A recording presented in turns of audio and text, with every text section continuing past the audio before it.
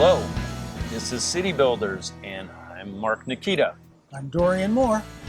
And today we're going to talk further about infrastructure and some of the things we call them missteps or misses, things that we don't think are altogether great. Yeah, could be better. Things that are misconceived or misunderstood, at least in this segment, about some of the misperceptions. Misperception, that's a good one. Yeah. So there are things that get done, but we don't always feel they're contributing in the best way possible to the urban experience. And that's, I think, where the share is. So it's not so much mistakes in and of themselves. Like we talked about, the last one was more about the way things are implemented incorrectly in infrastructure. Now we're talking about a couple of approaches to infrastructure that we think may not be well served to enhance the urban environment. Is that a good way to say it? Yeah. Okay. So let's start with the first one that we talked about, which would be the incorporation of pedestrian-only areas of downtowns and urban districts in America or North America. North America, I think, because Canada is known for it also. And this is an important one, because when we think about walkability and we're talking about providing areas where pedestrians feel safe, I think that's where a lot of the emphasis or the desire to have pedestrian-only streets comes into play. One of the things that we always talk about in relationship to those streets is, do you have the prerequisites to make it a successful urban intervention? Yeah, that's a prerequisites is a good term. I think that another term we could use is criteria, or elements that would lead to a successful outcome. Right. And I guess we should step back for just a minute on the sort of the big comparison, if you will, because one of the one point I would say is a lot of this has come up in recent years because of COVID, right? Right.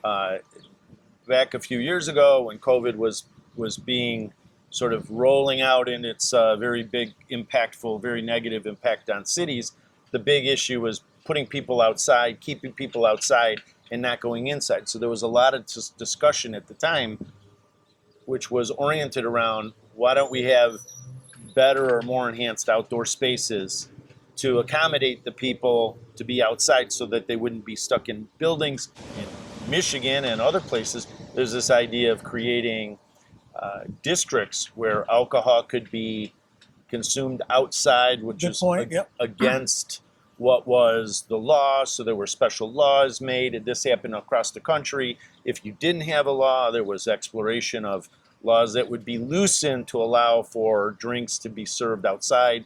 And that led to a lot of discussion about, well, we need to have a zone because it has to be a certain area. And that led to, why don't we pedestrianize a street and let that become the zone for alcohol and activity that wouldn't normally be utilized in a downtown or urban district. So there's a lot of things that led up to it. But even before COVID, we have to talk about the one thing that we have heard again and again and again for years.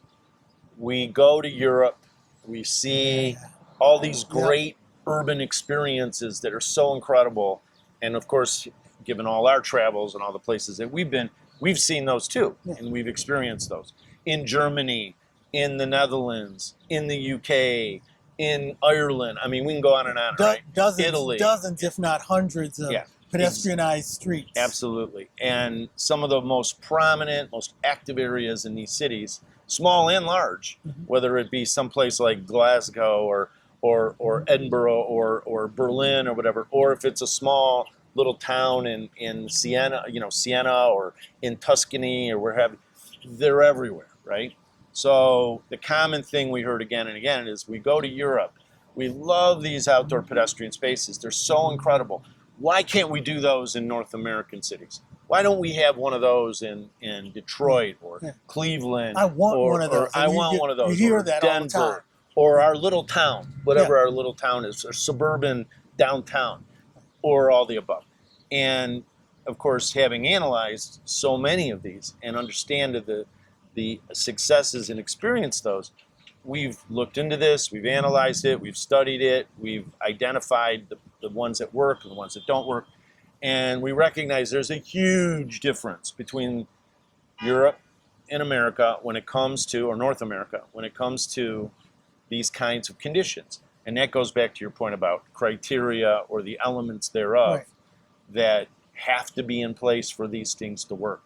And that's where I think there's, going back to our original point, misunderstanding, misrepresentation, lack of insight as to what exactly makes these work or not work.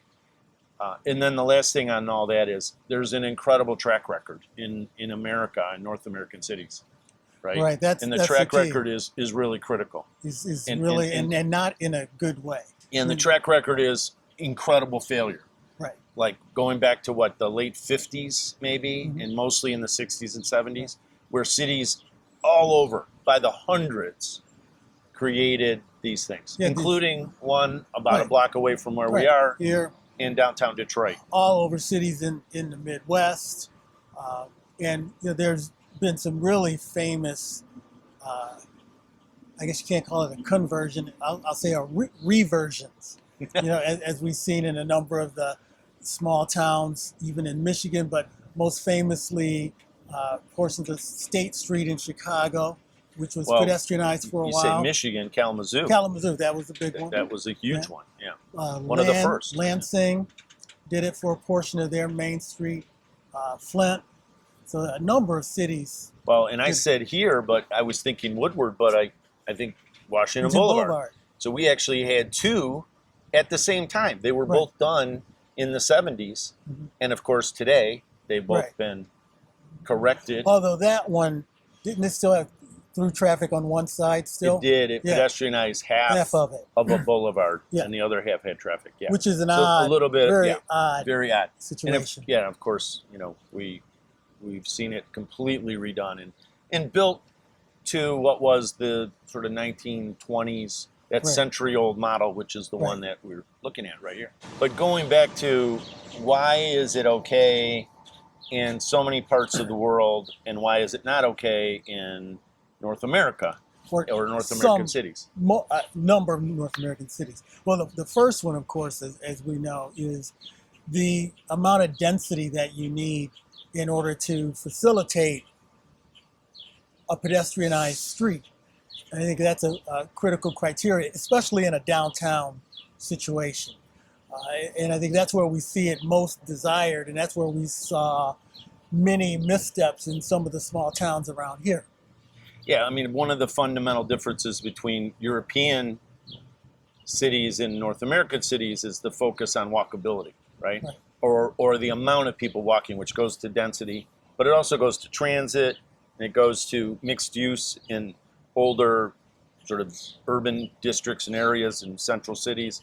And it's very, very different in North American cities. Not only different, but like fundamentally different. Many North American cities are not mixed in use to a large degree, and many North American cities don't have the density and don't have the transit situation or the mobility that European cities have. And when we say European cities, I don't want to say only there, but we see that there are pedestrian zones in other parts of the world as well. Correct. Obviously in Asia, there's plenty of examples of that. We were just in a few years back, we were in Shanghai, and they had pedestrianized an entire area of central Nanjing Road in central Shanghai. There's plenty of examples of that in Asia, Japan, and elsewhere. So it's not just European. We use Europe because it's kind of most noteworthy. It's like a baseline. But other parts, but again, it goes back to the density and the mix of use and the mobility. These other places have an incredible amount of those things. So that becomes a big part of it.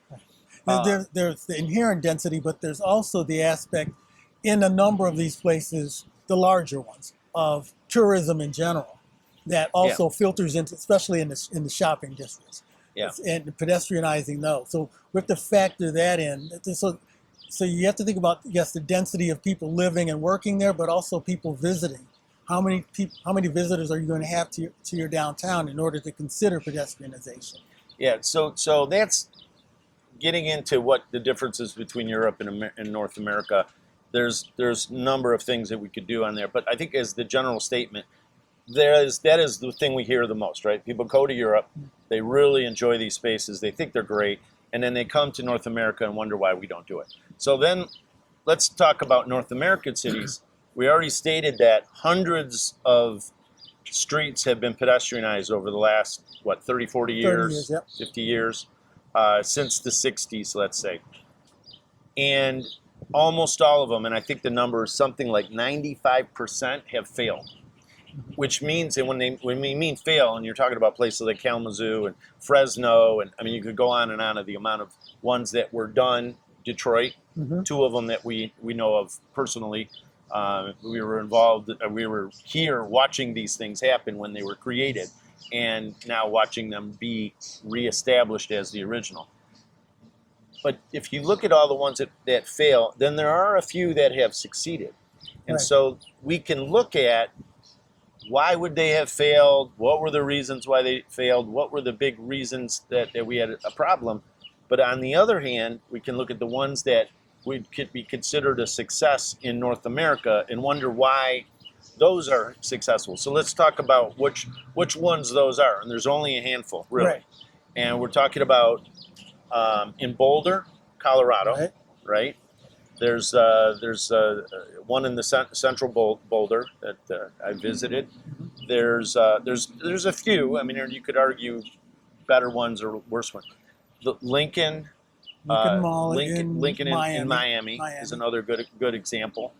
And there are a couple of others. There's of course this Third Street Promenade, which that's Santa Monica. That's one that has turned the corner, not necessarily for the let's just say we're not sure if it's failed yet, but Right. it's not in the best position at the moment, let's say. But if you go down the list of the ones that there are successes in, and there's countless examples of where they've done it and turned it back, which we named some already, but you can go through the list of hundreds of them, and like I said, we have documentation that about 95% of them have failed. There are certain criteria that you can follow. You mentioned the one, or we mentioned, of course, some level of density, some level of mixed use, and we see that in those places. The other ones, if you look down the list of the ones that are somewhat successful, being in a tourist area that's notable for tourism, which means there are a lot of people there that don't have cars.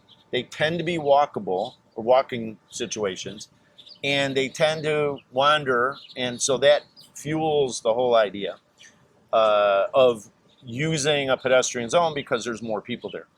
There's also the issue of universities.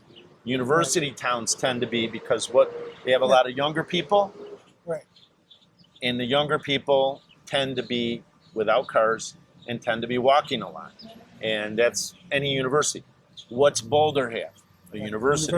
Right. It's a university town. And so it's fundamental to that. What does Miami Beach have? It's tourism. Tourism, I mean, it's tourism. So there are certain criteria that make these few places in North America successful. And there are a couple of other sort of things that I think factor in as well. And that's the size of the pedestrian zone.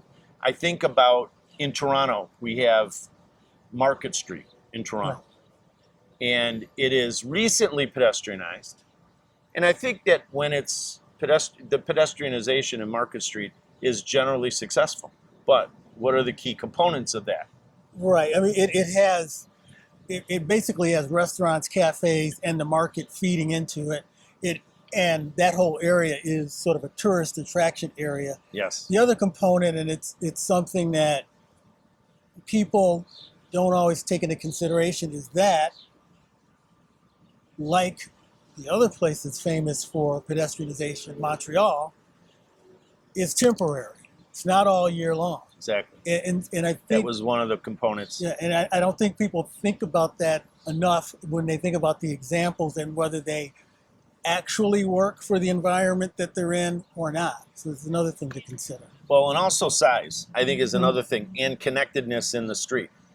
Market Street, for example, is a 2-block long street, and it goes from nowhere to nowhere.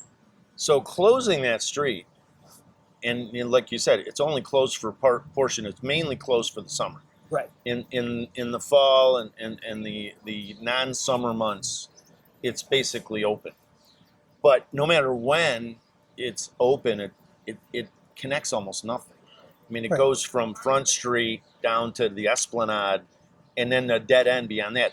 It's really not much of a street, and it barely connects anything. So losing it in terms of closing it to car traffic means almost nothing. Right. It has no impact on the area. So it's something that, that has another factor that goes into this discussion is what is the importance of the street? Does it go anywhere? And if it's closed, does it really matter? And those are other factors. And there's a whole series of factors, I think, that come into play. I think, but I guess it comes to the question of when does it work and when does it not work in North American cities? And I think your point about opening only for part of the year is a key component. But another argument is opening for part of the week. Even in the summer months or the warmer months, let's say, not even summer, because it could be the fall, it could be the spring, it could be 6 months of the year, wherever, or even longer. Is 24 hours and 7 days a week a valid period of time? And that's another component. That's an interesting question. Because I think what comes to the real question is what happens on Wednesday afternoon at 2 o'clock in the afternoon. Is there any need for it to be closed? Are there people around? Is it dead? And if it's dead, no cars, no activity, no people walking, then that becomes very detrimental to not only the feel of it, but also, of course, to the adjacent retailers, the restaurants, the shops, what have you. I think one of the things that I think we have to point out, one of the things about having cars in these streets is visibility and kinetic activity, kinetic action. People and things moving make a really big difference. Now, you have to tame the traffic. You have to make sure it's not moving fast. You have to make sure it's pedestrian safe. But moving a car at 5 to 10 miles an hour through an urban district is not generally a dangerous thing. You think about Yorkville in Toronto. Exactly. Cars slow rolling through that street, and it's very active, and pedestrians are accommodated, but the cars are moving slowly, and so they become part of the whole vibe of the area. Action. Exactly. Especially in Yorkville when yeah. the cars are quite nice Yes, and fun to watch, right? Exactly. Yeah, little Lamborghini, little this, a little that. Yeah, it actually becomes part of the scene. But that's an anomaly, understand. But the point you're making in that regard is exactly right. The cars bring movement, bring visibility, and it almost goes back to the eyes on the street of the Jane Jacobs mindset. Eyes on the street, more activity, more visibility. The people in the cars see the action of the people walking, see the shops, the people walking, see the cars and the people in the cars. I mean, the kinetic nature of it is actually quite positive. And when you remove the car completely, it often, depending on the circumstance, can be so dead that it is actually detrimental. Right. And I've seen that firsthand, and I think that there's this balance that you have to be very, very aware of. Take, for instance, we talked about on the success side, Lincoln Road in Miami, which I was just at a little over a year Recently, ago. Yeah. And one of the things that's similar between that and 3rd Street Promenade is that due to shifts in the nature of retailing, they're starting to slow down. Lincoln Road has a number of vacancies along there, retail vacancies. And for the most part, what's left and what's keeping it going is the restaurant scene. and the use of that central public area as seating areas for multiple restaurants and bars. That's, for the most part, is really what's keeping it going. It's, it still has activity and it still has movement with people, but that's one of the things that I noticed, is that these pedestrianized areas are going to have to come to grips with how people are shopping today, and the types of places that they're visiting in real life versus online. Yeah, and I guess and I've been to Lincoln Road a number of times, and I felt the positive aspects of it and the negative aspects of it each time I've been there. Mm-hmm. And I think that the one of the problems with Lincoln Road that I find is it's so long. Yeah. It's considerably long, multiple blocks. And what that means is that you have to keep it activated for a long, long period. Right. And what you have there is you have hot zones and cold zones, if you will. Mm-hmm. That's the way I've always felt. Like you could walk, this block is really active because of what you said about outdoor cafes and restaurants and things. But you go to the next block and it starts to be kind of hit or miss. Yep. 2 blocks down, it starts to become not active. Right. And because it's very difficult to maintain a long strip like that. And I think part of it is that activity, the lack of activity that's consistent. There's a lot to be said about anchors and the length of the street. Like we said, with Market Street in Toronto, it's very, very small. So it can afford to have that flexibility because there's really not a lot there, and there's not a lot to gain or lose. It just kind of happens, and the market has so much to do with it. Yeah. And then in Lincoln Road, it's so long that there's all kinds of other factors that come into play. We should state how much we are focused on walkability. I don't think there's any question about that. I mean, we've proven that again and again and again. Our orientation is to make the most walkable environments possible. So we're not advocating for creating a bunch of car-driven districts that are heavily car-oriented. We want pedestrians first, prioritized, number one, most important, all the above. That is priority number one.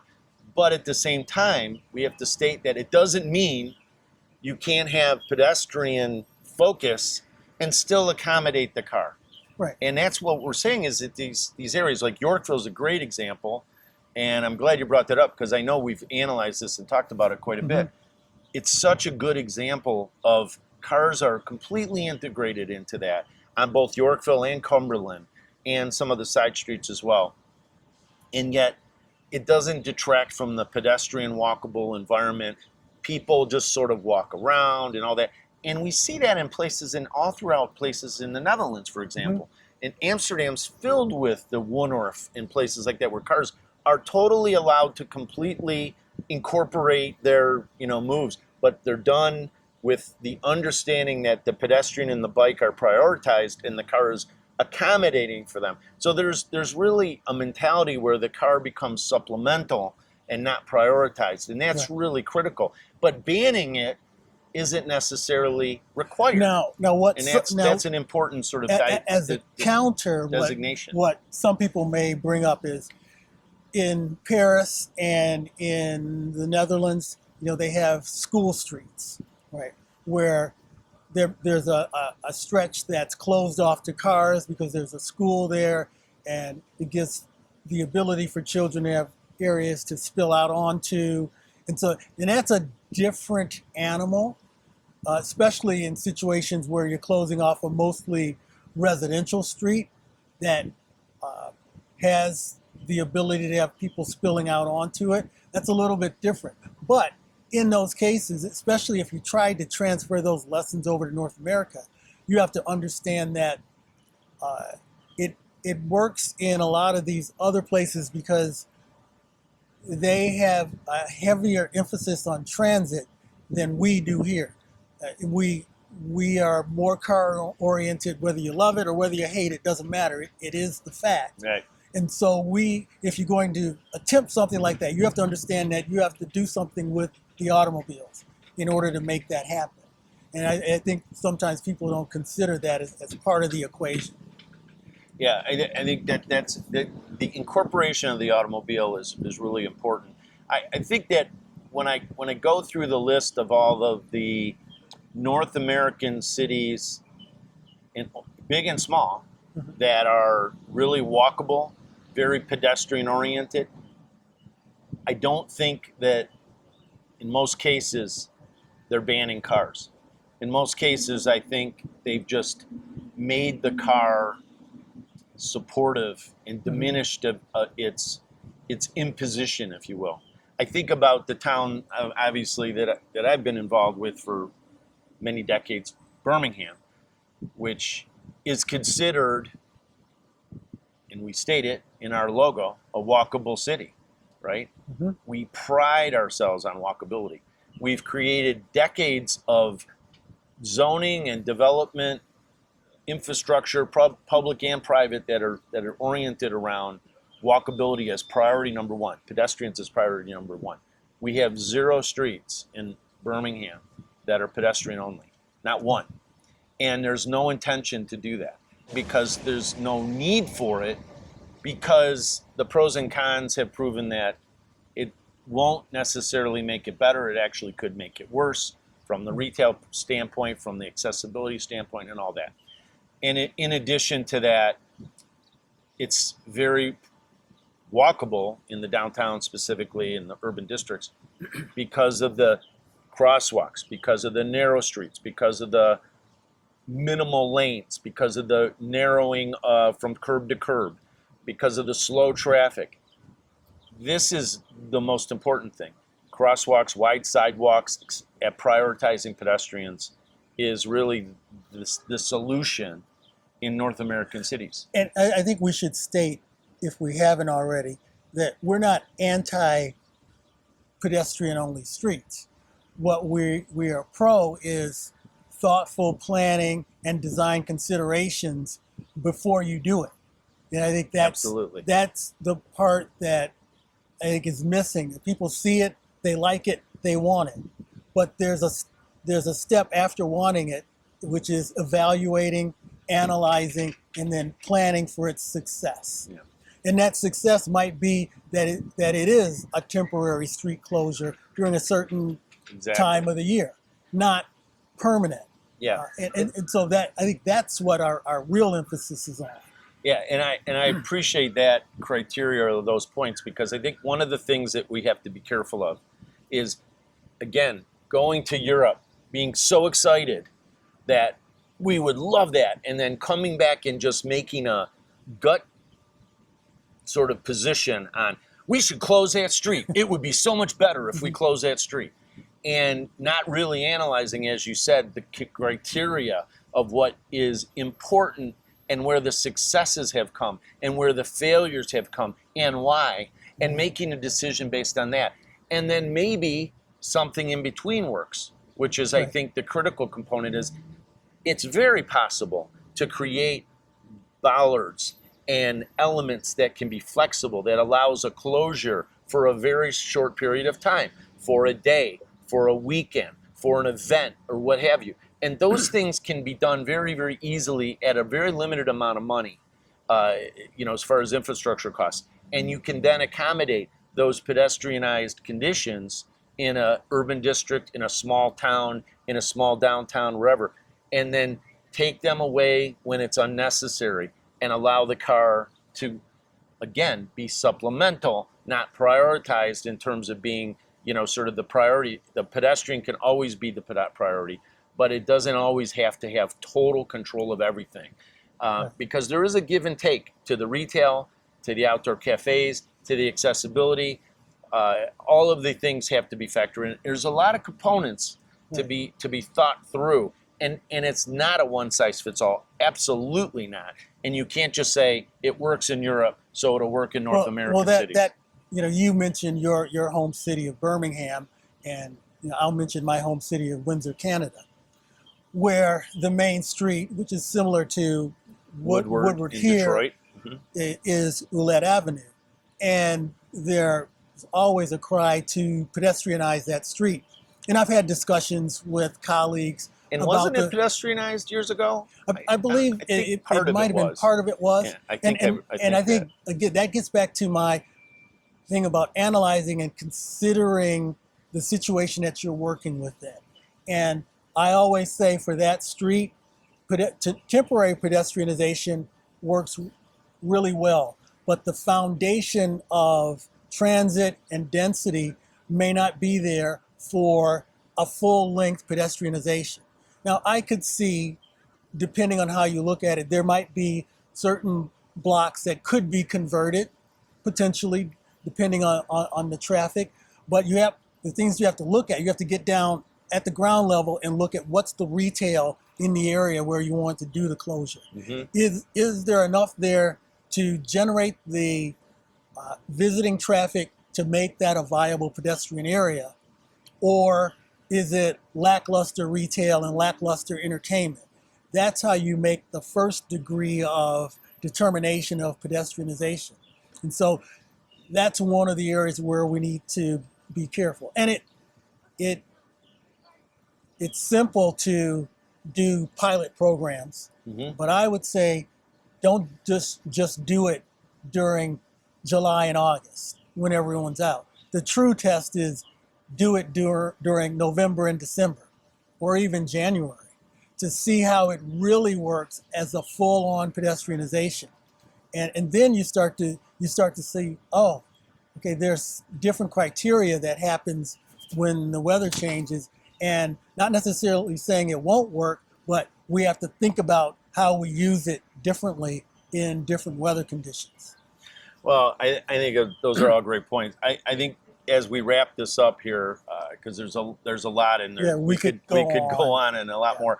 I think the real, to me, as part of we've talked about this quite a bit over the years, let's say, and have been part of these conversations. I know that I was directly a part of some of this dialogue during COVID in a number of cities, including my city of Birmingham. When I was serving as part of the leadership there, we had this conversation deeply.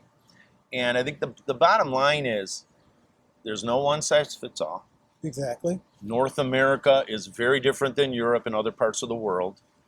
There are certain criteria that cannot be emphasized enough that lead to a more successful solution of pedestrianization versus just assuming something will work versus not. And in the end, there's a whole series of sort of analysis and checks of do's and don'ts, or what should or shouldn't happen in order to make a decision.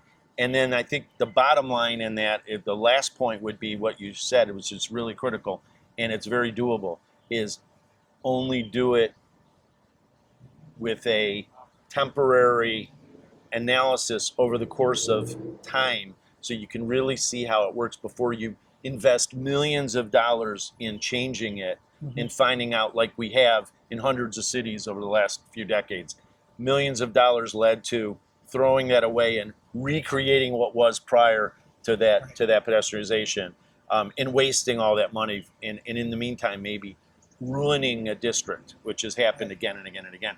I think that test, as you said, that test is so critical, and the test should be long-term and throughout the year in multiple periods and multiple times. And through a full analysis of that test, you can come up with a solution that would really likely succeed because if you do something permanent. Right. The solution may well be we need increased pedestrian facilities, wider sidewalks, building out into parking spaces, which has been done in a number of cities. That may be the solution to make your more pedestrian oriented. So without having to close the streets. Exactly. And you skinny down the space for the cars, and all of a sudden you've got a pedestrian dominated street, not a pedestrian oriented street. Yeah, pedestrian only. So cars are not banned. I mean, we always say multi-mobility, right? Multimodal is really the best solution. Having the accommodation for transit, walkability, bikes, cars, buses, whatever it is, that's usually the best scenario. But it has to be done in prioritized manner, right? It has to be, certain things are priorities, others are supplemental. And if you can achieve that, it's usually quite successful. And so I guess, we can wrap this up. I think it's been an interesting discussion. I think there was a lot more to unpack than when we first turned on the camera, so I think that's good. But I think the key thing about this whole discussion is the whole idea of the pedestrianization of streets gets to what we always talk about and what we always say, which is walk the streets.